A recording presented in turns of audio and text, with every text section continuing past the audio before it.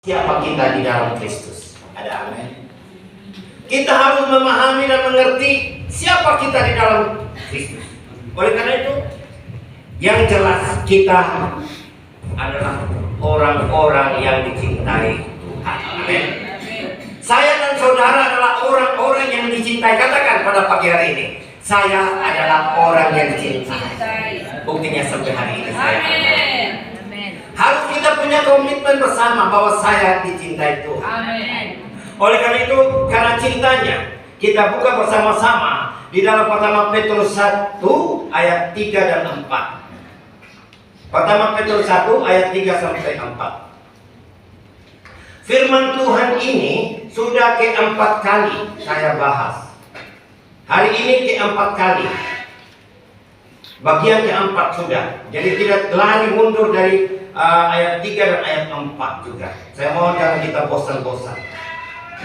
Terpujilah Allah dan Bapa Tuhan kita Yesus Kristus, yang karena rahmat-Nya yang besar telah melahirkan kita kembali oleh kebangkitan Yesus Kristus dari antara orang-orang mati kepada suatu hidup yang penuh pengharapan. Ayat 4, untuk menerima suatu bagian yang tidak dapat binasa, yang tidak dapat cemar, dan yang tidak dapat layu, yang tersimpan di surga bagi kamu. Amin. Pagi hari ini sudah seri keempat ini saya bahas tentang ayat ini, karena saya menyadari bahwa saya hadir pada pagi ini. Saya diciptakan karena dicintai Tuhan. Amin. Saya dicintai Tuhan. Maka itu, kekristenan itu adalah bukan sebuah agama. Kekristenan itu adalah hati Tuhan mencari umat-umat kita dan saya dan saudara. Amin. Agama itu adalah usaha manusia untuk mencari keselamatan. Ya. Tapi kekristenan itu adalah usaha Tuhan yang bekerja begitu rupa, dengan caranya begitu rupa untuk menyelamatkan engkau dan saya. Amin. Lewat kematian dan kebangkitan Kristus yang pada hari ini kita bahas, yang tidak boleh mundur pembicaraan ini. Hari demi hari, minggu ke minggu, bulan ke bulan. Karena kematian dan kebangkitan Kristus ini adalah berbicara tentang kematian kebangkitan Kristus ini adalah merupakan dasar iman Kristiani dan kunci keselamatan. Ini harus garis bawah itu. Inilah yang membuat kita dapat bertumbuh. Inilah yang membuat kita dapat hidup. Yohanes 10 ayat 10 bilang apa? Aku datang memberikan kamu hidup dan hidup dalam kehidupan. Ini kalau saya tarik ulang dari awal, memang membutuhkan waktu. Tapi yang pasti bahwa kalau kita merenungkan tentang kebaikan-kebaikan dari Tuhan Yesus terhadap kehidupan kita, kalau saja lautan di muka bumi ini dijadikan tinta, saya sering kali renungkan, dan pohon-pohonan dijadikan bolpoin, dan daunan-daunan dijadikan kertas, tidak akan habis-habisnya dituliskan kebaikan-kebaikan Tuhan. Tinta pun tidak akan habis air, apapun kebaikan-kebaikan. Kita dijadikan orang-orang hidup kudus, hidup baru, hidup kelahiran kembali. Di sini dikatakan di dalam ayat 3, kita jelas, kita dengar baik-baik. Terpujilah Allah dan Bapa Tuhan kita Yesus Kristus, yang karena rahmat-Nya yang besar telah melahirkan kita kembali. Dia mati, dia bangkit. Untuk apa Bapak dan Mama, saudara-saudara yang dikasihi Tuhan? Untuk apa? Untuk kita mengalami kelahiran kembali. Banyak orang jemaat Tuhan katakan kelahiran kembali itu sama dengan baptisan. Saya mau garis luruskan hal ini. Baptisan itu adalah bukan satu-satu cara untuk keselamatan yang kita alami. Tidak. Deklarasi bahwa kita sudah mati bersama Yesus itu baptisan. Dan kita sudah dikuburkan dan kita turut dibangkitkan bersama dengan Kristus. Itu deklarasi kita, buktikan kita dibaptis. Bukan berarti baptisan itu adalah satu kebesaran untuk kita mendapatkan keselamatan. Betul penting ini kita renungkan. Dia datang untuk diberikan hidup. Hidup apa? Kristus, hidup Kristus. Ada amin. Bukan sekedar dia berikan kita hidup saja, tapi lebih jauh dari itu dia memberikan apa? Kelimpahan. Wow. Tuhan tidak menginginkan, tidak memberikan kita hanya sekedar hidup, tapi Tuhan lebih jauh, dia memberikan kita kelimpahan. Di sini saya melihat, merenungkan, kita akan kuat kalau kita bisa dapat merenungkan. Kita hidup dari produk apa yang dia buat dalam hidup. Dan kita tahu tentang diri kita, siapa diri kita. Ketika dia mati dan dia bangkit, ada sesuatu yang diberikan. Itu di dalam roh kita, tadinya roh kita yang tidak kita mengenal Kristus. Yang dari Adam dan Hawa kalau kita tarik, tapi saya tidak bisa tarik panjang. Terlalu panjang, tidak bisa saya korbankan. Kita manusia lama ketika kita percaya saat itu. Kita sudah pernah lewati itu semua. Kita percaya saat itu, kita berserah diri kepada Tuhan saat itu. Kita dilahirkan kembali saat itu. Detik itu kita dilahirkan kembali. Tetapi yang dilahirkan kembali apa? Rohnya kita, yang dimasukkan hidup Kristus di dalam rohnya kita. Dalam hidup kita ada tubuh, ada jiwa, dan ada roh. Tubuh, jiwa, dan roh. Roh itu yang diperbaharui, tempat Allah letakkan di dalam. Dia masukkan hidupnya Kristus, hidupnya Kristus, sehingga kita menjadi kebenaran Allah di dalam Yesus Kristus. Kita menjadi kebenarannya Allah. Kita adalah Allah yang melihat kita, bukan lagi manusia lama, bukan lagi manusia yang berdosa, tapi dia melihat kita manusia Allah.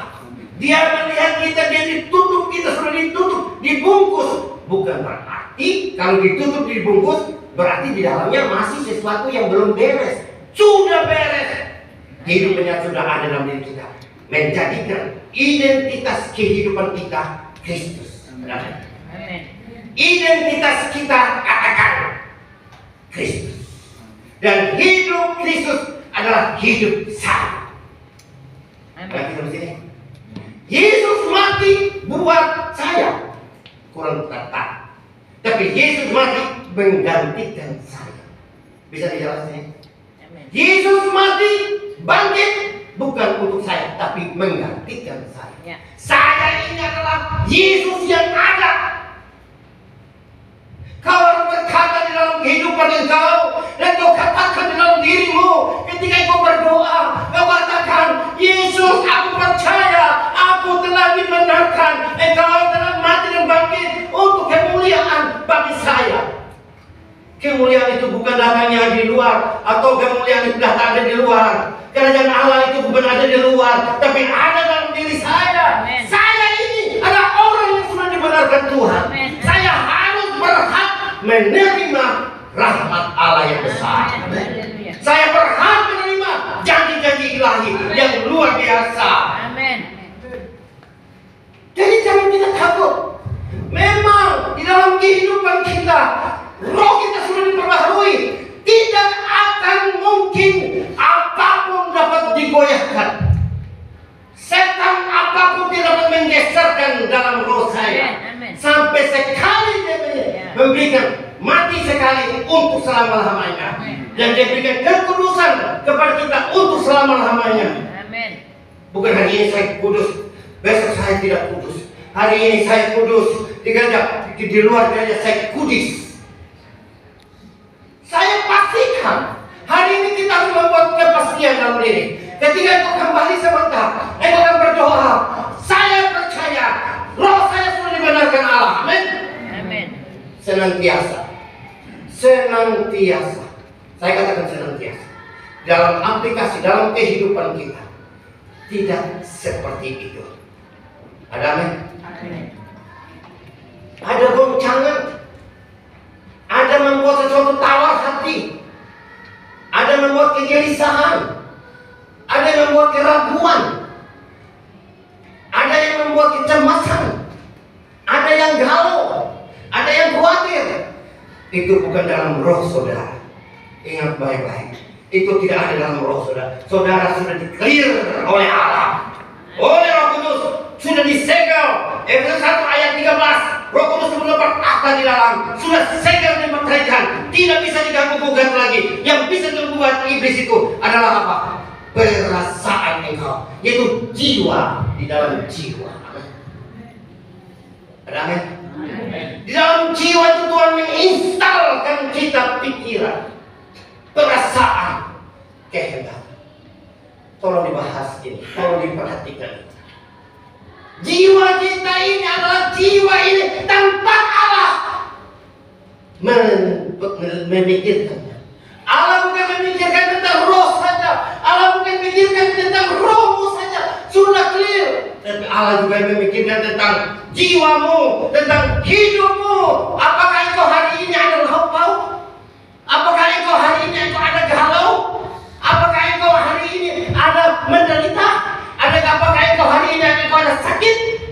Datanglah kepada Tuhan kamu yang letih lesu dan berbeban berat. Aku akan menegakkan engkau. Amin. Tuhan peduli bukan hanya rohmu, tapi Tuhan peduli akan jiwamu, akan tubuhmu. Amin. Kasihan, pengasihan Tuhan yang luar biasa. Amin. Saya merenungkan ini tiada habis-habisnya. Saya bilang saya kalau tulis kebagian Tuhan tidak akan habis-habisnya kebagian Tuhan. Saya menangis, tadi saya sempat menangis.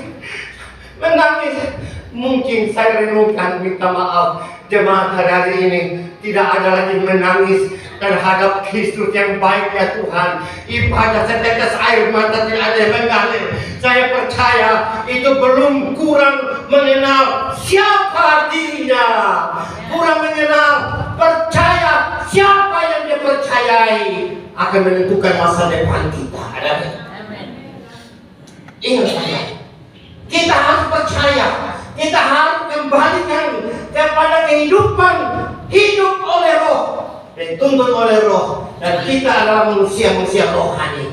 Kita sudah dibayar lunas. Kita tidak manusia-manusia daging yang dipenuhi dengan ketakutan, dipenuhi dengan kekhawatiran. Tapi kita adalah manusia yang sudah hidup dalam roh, hidup dituntun oleh roh. Harus ada dalam dinamika roh sehingga menanyakan kita dengan penuh sukacita dan cahaya dengan hati yang gembira. Haleluya. Maka ketika engkau diganggu, inilah iblis datang untuk mengontok engkau. Iblis datang untuk mengganggu engkau di dalam, bukan di dalam roh, tapi dalam jiwamu. Amin.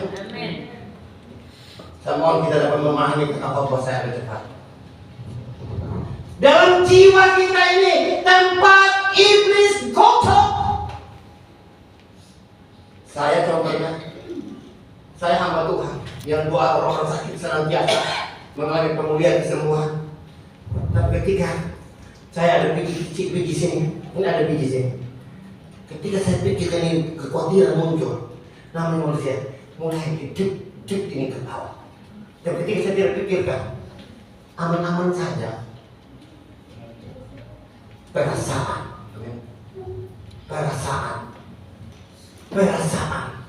yang membuat ini kanker kok atau tumor kok. Saya berdoa, tolong lihat perasaan hamba Tuhan. Perasaan ini akan membuat engkau maju mundur. Perasaan itu yang menentukan jiwamu sampai kepada tubuh. Perasaan ini yang mengutuk dan menghancurkan kehidupan kita. Bisa dapat pelayanan di tengah-tengah krisis. Dapatkah kita melayani Tuhan ketika kita sakit belum sembuh? Ketika Yesus telah bangkit, tidak ada iblis yang dapat mengocok dia lagi. Tapi iblis hanya datang mengacaukan instrumen-instrumen yang ada dalam gereja. Itu di altar, dia bermain di altar yang kudus. Satu dia pegang, runtuhlah semua. Amin. Dia tidak pegang itu Yona ini, dia tidak perlu pusing. Dia pegang itu altar-altar yang kudus. Buktinya lihat sekarang ini. Dipegang apa? Sabdo yang mengatakan Yesus bukan juru selamat. Dipegang satu saja cukup. Runtuh ribuan orang. Amin. Amin. Instrumen gereja hari-hari ini dipotong lewat apa? Perasaan. Sekarang Sabdo sekarang sudah klarifikasi bahwa itu dipotong-potong, bukan itu saya punya maksud. Ini adalah iblis sangat licik. Hati-hati kita semua, ya. Hati-hati. Yang tahu bisa jadi tidak tahu. Apalagi yang tidak tahu tidak pernah baca firman, itu sasaran empuknya dia. Sudah mengerti seperti ini? Yang tahu firman saja sudah dia bikin begitu rupa, apalagi yang tidak tahu firman. Dia bikin bola-bola kayak itu. Bola-bola dia bikin. Ada ini tolong ditahan baik. Ketika Yesus mati dan bangkit,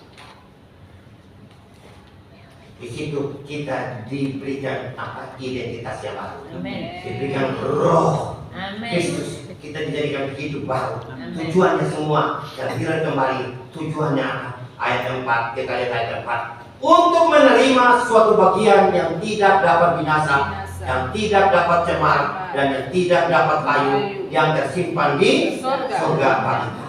Amin. Tujuan Allah itu luar biasa.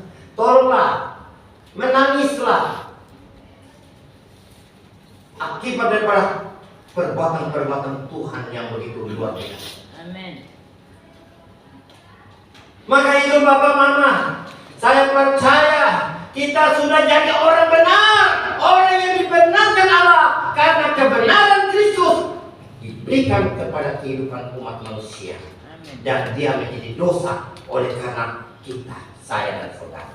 Amin. Berarti Tuhan tidak melihat saya manusia yang lama, tapi Tuhan melihat saya manusia Allah. Amin. Kebenaran Allah di dalam Yesus Kristus. Saya percaya ketika saya menyadari ini, ketika saya berdoa dengan iman, saya berdoa dengan iman, saya berdoa dengan iman. Iman apa?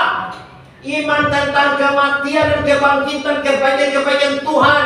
Maka kekhawatiran akan sirna dan mujizat bagian kehidupan saya. Dan saya mengalami kesembuhan karena Kristus telah mengubahkan hidup saya dari dalam manifestasi. Amin. Dia keluar dari dalam. Dia keluar dari dalam. Coba kita baca-baca buku lagi Alkitab ya. Di dalam Roma 5 ayat 17. Saya mau coba singkat sekali khotbahnya. Coba 5 ayat 17. Roma 5 ayat 17. Roma 5 ayat 17. Sebab jika oleh dosa satu orang maut telah berkuasa oleh satu orang itu, maka lebih benar lagi mereka yang telah menerima kelimpahan kasih karunia dan anugerah kebenaran akan hidup dan berkuasa oleh karena satu orang Yesus Kristus. Haleluya. Iman kita kepada Yesus Kristus. Amin. Iman kita bukan kepada siapa-siapa. Sesuatu yang akan disingkapkan, akan dibukakan dalam ketidaktahuan kita, kebodohan kita, ketidaktahuan yang membuat kita lamban berpikir, yang membuat kita kurang respon tentang kasih Kristus. Tumpul otak kita. Kenapa? Seperti di dalam 2 Korintus, kita coba baca. 2 Korintus berapa? 2 Korintus 3 ayat 14-15.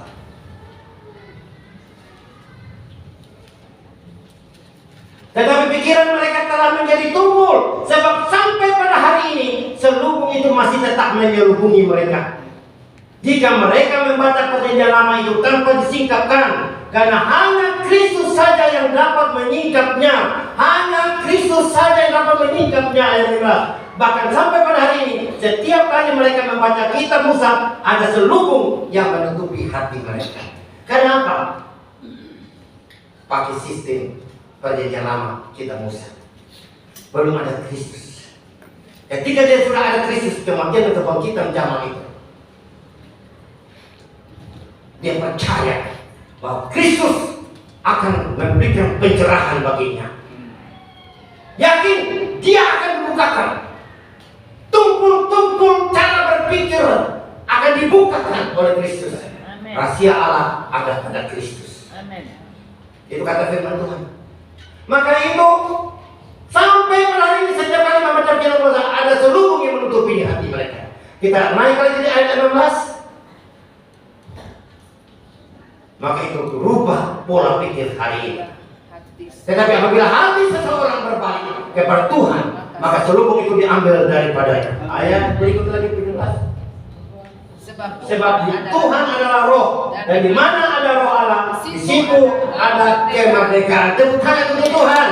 Kita akan dimerdekakan. Kita akan dimerdekakan dari kekuatan-kekuatan iblis yang selalu mencokol, membuat kita lemah. Kekuatan-kekuatan iblis yang mengikat kita, yang membuat kita tidak bertumbuh, yang membuat kita tidak bertumbuh. Banyak orang-orang sudah memiliki hidup, sudah jadi orang-orang beriman, tapi tidak terlepas dari kegalauan. Tidak terlepas daripada stres tiap hari menangisi masalah, hidup dengan masalah kepada masalah, tidak pernah mengalami terobosan. Dia hanya kecewa, hidup dengan kecewa tiap hari, tidak pernah mengalami kebenaran. Jika kalau menyanyi, Tuhan Yesus baik, begini sah. Tuhan Yesus baik, haleluya. Katakan dengan iman, dengan penuh ekspresi. Dulu gereja mula-mula dulu tuh, gereja Pentakosta dulu. Wow, sekarang karena pengaruh kesulitan kehidupan, menyanyi lagu itu mungkin tidak. Ini karena main punya kerja ini yang bikin keras suara ini, yang tutupin orang. Kalau ditutupin orang-orang yang pakai mic ini, saya kira kita dengar itu kualitas suara kita berapa banyak yang angkat hatinya. Amin. Marilah hari ini itu perasaan kita yang dikocok. Amin.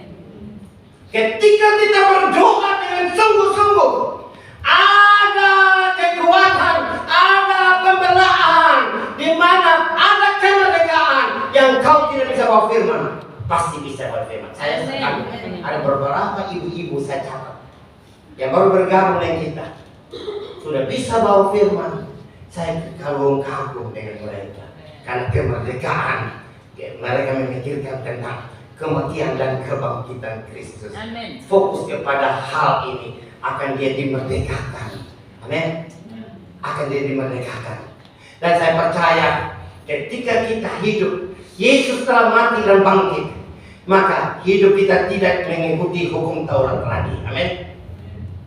Kalau ikut hukum Taurat, tidak ada yang dapat melakukan. 613 dirinci kembali menjadi 10 hukum Taurat. Adam dan Hawa satu saja. Jangan memakan buah pengetahuan baik dan jahat di tengah-tengah. Itu saja tidak mampu. Tidak mampu. Apalagi sekian banyak. Harus tidak boleh gagal. Tidak mungkin. Maka itu Yesus datang karena dia mengasihi kita. Allah mengutus Yesus datang ke dunia yang sempurna, tidak ada mengenal dosa, tidak berbuat dosa. 3 rasul mengatakan demikian, Yohanes, Paulus, Petrus, mengatakan dia tidak mengenal dosa. Bahkan dia yang sempurna dapat menjalani semuanya. Ketika itu dia harus mati. Tujuannya apa? Dia mengambil semua keterpurukan kita. Dia mengambil semua kerapuhan kita. Dan kita ditukarkan di atas kayu salib. Kita menerima kebaikan-kebaikannya. Kita menerima keunggulan-keunggulannya. Kita menerima kebenaran-kebenarannya. Amin. Dia menjadi dosa. Dia menjadi dosa. 2 Korintus 5 ayat 2 Korintus 5 ayat 21. Sedikit lagi sama, sedikit lagi. Dia yang tidak mengenal dosa telah dibuatnya menjadi dosa karena kita, supaya dalam dia kita dibenarkan oleh Allah. Haleluya. Ketika saya berdoa, saya katakan doa yang penuh keberanian, itulah doa yang jawabannya Tuhan akan menjawab. Doa yang penuh keberanian, itulah doa yang dijawab. Tuhan, Allah yang besar, saya percaya Engkau telah menguduskan saya, Engkau telah membenarkan saya, Engkau telah mengangkat saya dari kutuk menjadi berkat.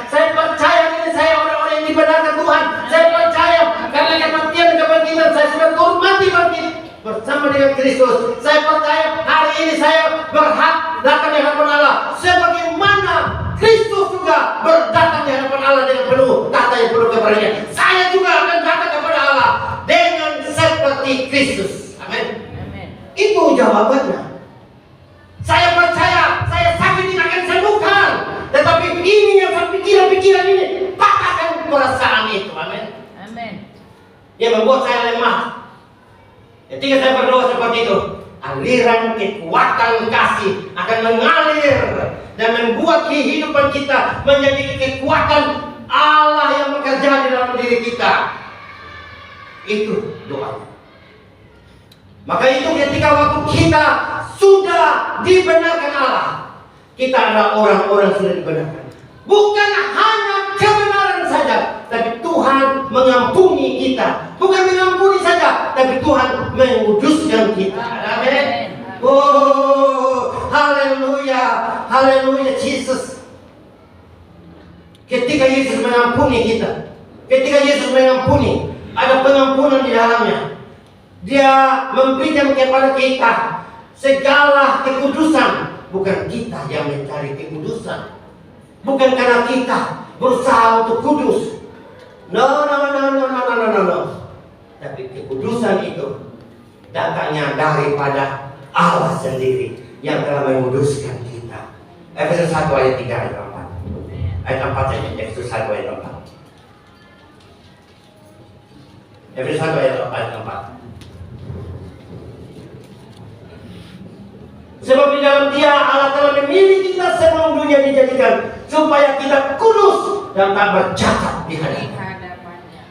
Kita adalah manusia-manusia pilihan Allah. Kita adalah orang-orang yang sudah dikuduskan Allah. Oleh karena itu, bagian kita di sini ada tuntutan etis moral.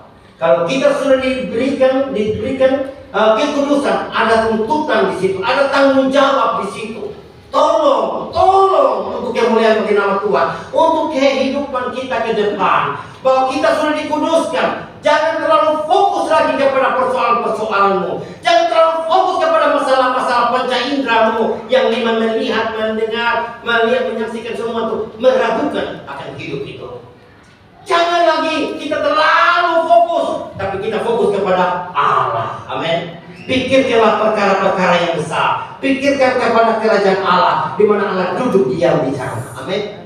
Kolose 1 ayat 3, Kolose 3 ayat 1 2. Pikirkanlah perkara-perkara yang di atas, bukan yang di bumi. Jangan pikirkan saya ketika ada persoalan. Jangan kita terlarut dengan persoalan. Amin. Mama yang selalu pikirkan itu memang ada, tapi jangan terlalu terlarut di dalamnya. Amin. Kita harus keluar. Paling tidak ambil air, kasih penuh tuba. Bila perlu lagi ambil sapu halaman yang sudah bersih, sapu saja. Ambil tuh baju kalau sudah ada kotor, ambil bongkar lemari yang sudah lama-lama, cuci, hilang sudah kau pikiran. Ada amin? Jangan kita orang yang sudah dikuduskan, kita memikirkan hal-hal yang bisa mempengaruhi jiwa kita, perasaan kita. Ada amin? Karena itu di dalam Efesus, di dalam kita lihat bisa ayat yang saya tutup sudah. Saya udah buru-buru supaya saya jangan ada nyong. Karena ini pakai waktu semua nih. Kolose 3 ayat 12. Kolose 3 ayat 12. Karena itu, sebagai orang-orang pilihan Allah yang dikuduskan dan dikasihnya, kenakanlah belas kasihan. Amin. Kenakanlah belas kasihan, kemurahan, kerendahan hati, kelemah lembutan, dan kesabaran. Ayat itu sangat menarik. Sedangkan terus lagi ayat 13-14. Sabarlah kamu seorang terhadap yang lain, dan ampunilah seorang akan yang lain. Apabila yang seorang menaruh dendam terhadap yang lain, sama seperti Tuhan telah mengampuni kamu berbuat dendam. Ayat 15, kenakan kasih itu. Dan di atas semuanya itu kenakanlah kasih sebagai pengikat yang mempersatukan dan menyempurnakan. Sudah mengerti? Selesai tutup sudah. Tolong, kalau kita merasa kita sudah dikuduskan Allah, jagalah eksistensi kita. Berbuatlah itu. Pelihara Kristus di dalam kita. Christ in me, Christ in you. Ada Kristus di tengah-tengah kita. Karena apa tujuan? Supaya dia menjaga roh engkau jangan terkontaminasi, jangan terpengaruh. Karena dia sayang supaya engkau masuk surga. Engkau masuk surga bukan karena engkau berbuat baik, tapi karena Allah telah mengerjakan semuanya. Seperti Abraham, dia bapak orang percaya karena Injil. Galatia 3 itu. Kalau kita baca baik-baik, pekerjaan rumah saja ya, pekerjaan rumah supaya saja bahas. Galatia 3 itu ayat 5, 6 terus baca baik-baik. Dia bukan tidak karena Injil dia dibenarkan. Pada dulu ada Injil. Saya berpikir Injil bagaimana ada Injil di masa Abraham. Abraham ini 2000 tahun yang lalu, baru ada Injil. Dia sebelum 2000 tahun yang lalu dia sudah ada. Tapi dia bilang dia hidup orang-orang satu-satunya dalam perjanjian lama, Abraham hidup oleh iman. Iman yang mana dia pikirkan oleh Allah itu, yang sehingga dia dibenarkan. Imannya kepada janji Allah bahwa dari keturunanmu akan menjadi berkat bagi bangsa-bangsa, dan dan keturunan itu akan naik di atas kayu salib, dan di situ dia akan menyelamatkan segala umat-umat yang percaya kepadanya. Itu janjinya. Itu di 2000 tahun yang sebelum 2000 tahun yang Abraham sudah ada, tapi itu janji. Dia pegang iman itu. Kalau mau lebih dilihat, apa sih Abraham suci kayak